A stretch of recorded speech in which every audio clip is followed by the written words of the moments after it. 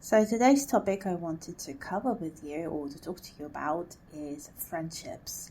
And I think it's a very important topic, whether we are happy with the friendships we have or dissatisfied, or perhaps we wish we had more friendships in our lives or different kinds of friendships perhaps.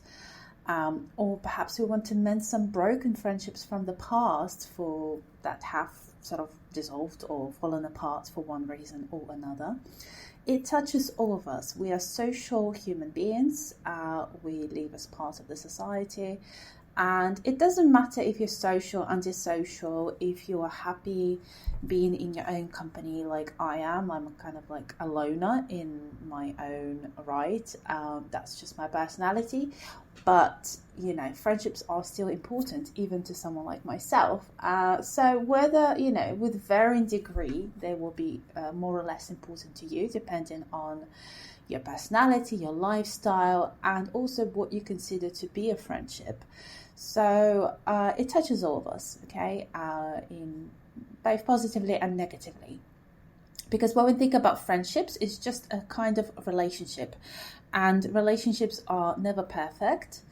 They are never linear. They are never in the same place. It's not always positive or negative. There are ups and downs.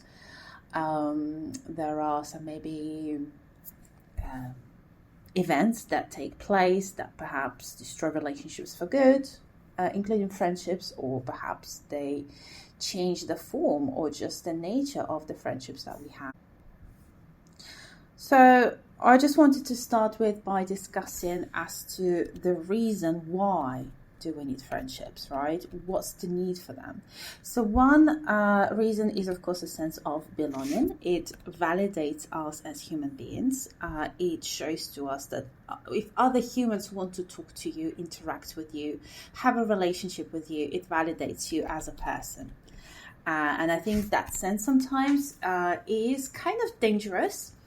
I felt that when I moved to the UK, where being a loner is a highly negative thing from Russia. So I always felt that pressure of interacting with people, of having to maintain friendships, even if they no longer served any purpose in my life.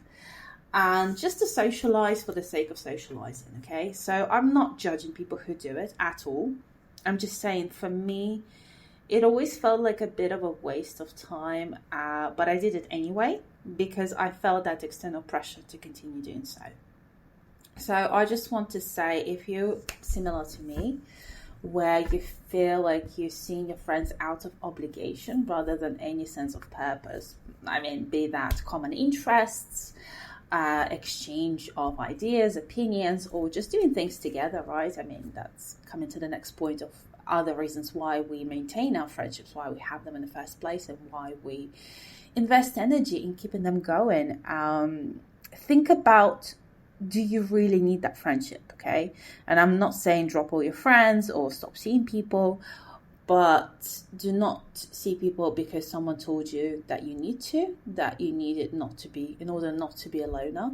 Because I think holding on to perhaps the wrong friends can prevent you from doing things in life that you want to do, and effectively and essentially meeting the people who will be on the same path as you.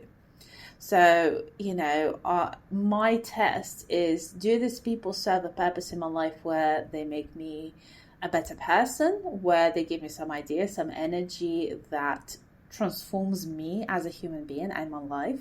So I would say I'm very critical of the friendships that I have in my life and whether I think they're worth continuing investing energy in, because at the end of the day, I'm an introvert, right? So for me, socializing is pleasant, but to a certain point. So I will think twice about putting energy into a relationship that I do not feel is of any benefit to me. And by benefit, I do not mean financial. I need something from someone. Sometimes it could be just their personality or just their ideas or just their energy that inspires you or calms you, or just redirects you in a different way and opens up your world in a different way. So for me, those are the tests that I kind of have to see whether it's worth pursuing any further a relationship with a person and investing, as I said repeatedly, my energy and time into this friendship.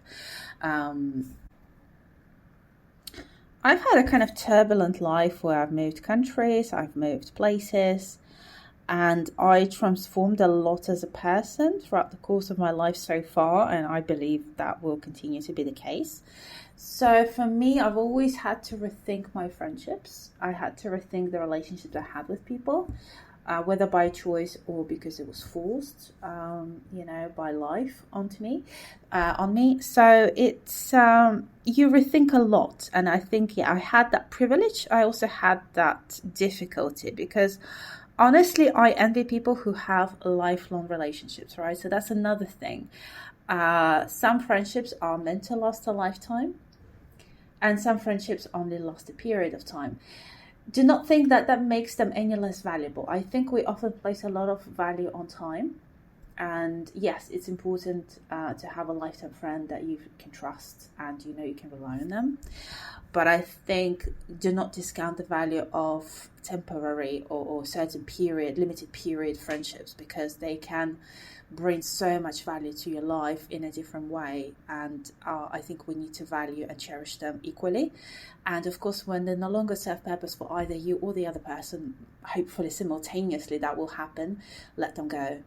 Do not hold on to friendships that are just, no longer necessary, no longer beneficial for you.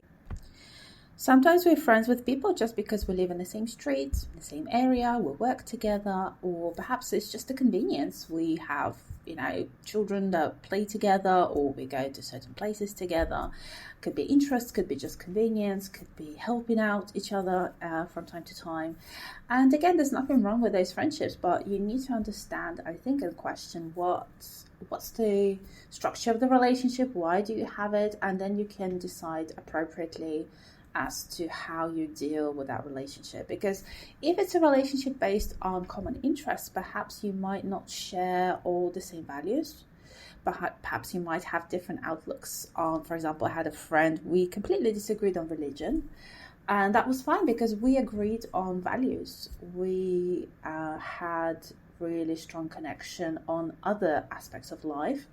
And you have to let go the aspects where you don't have things in common and you disagree on, where your views diverge. And that, again, is completely fine. There's nothing wrong with that.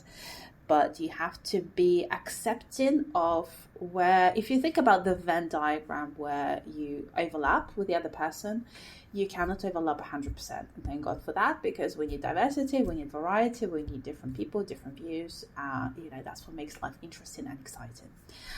So just allow the other person to not always be what you need them to be. And I think that's what I struggled with in the past as well, where I thought, oh God, like they have a different view on this. But think about what you're getting out of that friendship. Think about that, the benefit. Think about the positives, and do the positives outweigh the sort of negatives where you disagree?